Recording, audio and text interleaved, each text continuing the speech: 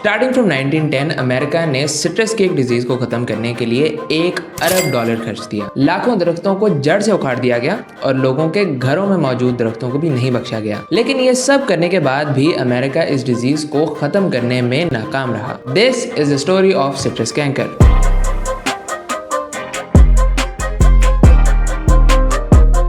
Citrus canker एक bacterial disease है जो सिट्रस प्लांट्स जैसे ऑरेंज, लेमन और ग्रेप फ्रूट वगैरह को अफेक्ट करती है। इस डिजीज में लीव्स, स्टेम और फ्रूट पर स्पॉट्स बन जाते हैं, जिससे फ्रूट को तो कोई फर्क नहीं पड़ता, लेकिन फ्रूट की स्किन पर मौजूद निशानात की वजह से इसकी मार्केट वैल्यू कम हो जाती है। सिट्रस कैंकर एक लाइलाज मर्ज है और यह हवा के जरिए एक दरख्त से दूसरे दरख्त में ट्रांसमिट होता है और यही चीज इस डिजीज के खात्मे को नामुमकिन बनाती है। Now let's look at America. 1894 और 95 में अमेरिका के स्टेट फ्लोरिडा में शदीद सर्दी का स्पेल आ गया और टेम्परेचर -8 डिग्री सेल्सियस तक गिर गया। इसकी वजह से फ्लोरिडा की सिट्रस इंडस्ट्री को शदीद नुकसान पहुंचा। सिट्रस प्रोडक्शन 50 लाख बॉक्सेस से गिरकर सिर्फ 1 लाख बॉक्सेस तक आ गई। ऑलमोस्ट 98% का लॉस। लाखों दरख्त जाया हो गए और बहुत से सिट्रस फार्मर्स बैंकरप्ट हो गए। इसके बाद फ्लोरिडा के सिट्रस ग्रोअर्स ने सिट्रस प्रोडक्शन को दोबारा बढ़ाने के लिए नए फ्रीज टॉलरेंट प्लांट्स दूसरे ममालिक से इंपोर्ट किए। इसके नतीजे में अर्ली 1900s तक फ्लोरिडा की सिट्रस प्रोडक्शन दोबारा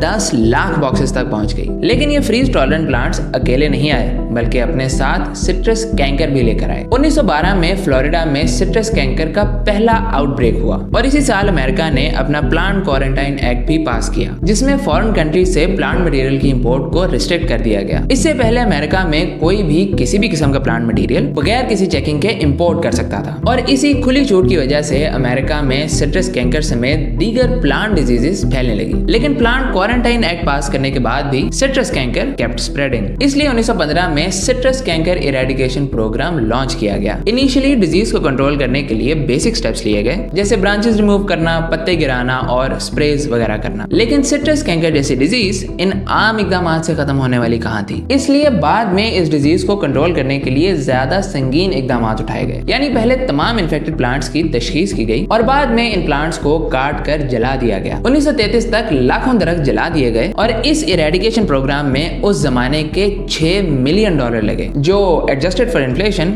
आज के $140 मिलियन से ज्यादा बनते हैं। And as a result citrus canker was considered eradicated. लेकिन 5 दहाइयों बाद 1986 में सिट्रस कैंकर एक बार फिर से फैलने लगा और इसके खात्मे के लिए एक बार फिर से इरेडिकेशन प्रोग्राम शुरू किया गया और इस बार लोगों के घरों में लगे हुए दरख्तों को भी नहीं बख्शा गया और बागात में से 33,000 से ज्यादा दरख्तों को खत्म कर दिया गया। और इस तरह 8 साल बाद 1994 में सिट्रस कैंकर को दूसरी दफा इरेडिकेटेड करार दे दिया गया। इतने लंबे अरसे में इतनी मेहनत और लाखों दरख्त जाया करने के बाद अगर बीमारी खत्म हो जाए तो और क्या चाहिए। लेकिन सिट्रस कैंकर सिर्फ 1 साल के बाद री इमर्ज कर गया और एक बार फिर से इरेडिकेशन प्रोग्राम शुरू किया गया। इस बार इन्फेक्टेड प्लांट को तो उखाड़ कर जलाया ही गया, लेकिन इन्फेक्टेड प्लांट के 125 फुट रेडियस में तमाम सिट्रस प्लांट्स की ब्रांचेस भी उतार दी गई। लेकिन over time it was realised कि सिर्फ ब्रांचेस उतारना वाज नॉट इनफ। इसलिए 1997 में एक बार फिर से स्ट्रेटजी चेंज की गई और इस बार इन्फेक्टेड प्लांट को तो खत्म किया ही गया, लेकिन उसके 125 फुट रेडियस में मौजूद तमाम हेल्दी प्लांट्स को भी उखाड़ कर जला दिया गया। इस बार पब्लिक की तरफ से भी रेजिस्टेंस आई, क्योंकि लोगों के घरों में मौजूद सेहतमंद दरख्तों को भी उखाड़ा जा रहा था। लेकिन इतने संगीन इकदामात के बावजूद सिट्रस कैंकर के फैलाव में कोई खास कमी नजर नहीं आ रही थी और साइंटिफिक एनालिसिस के मुताबिक 125 फुट रेडियस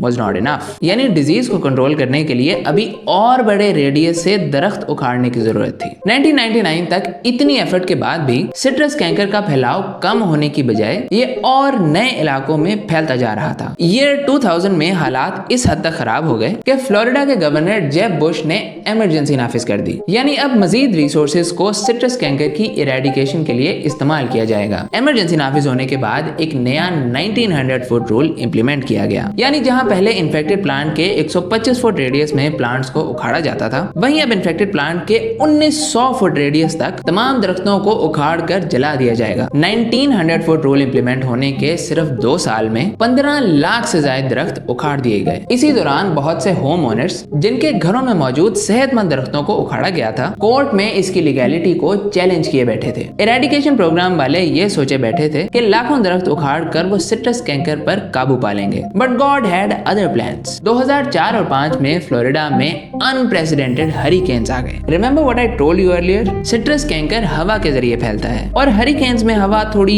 तेज चलती है।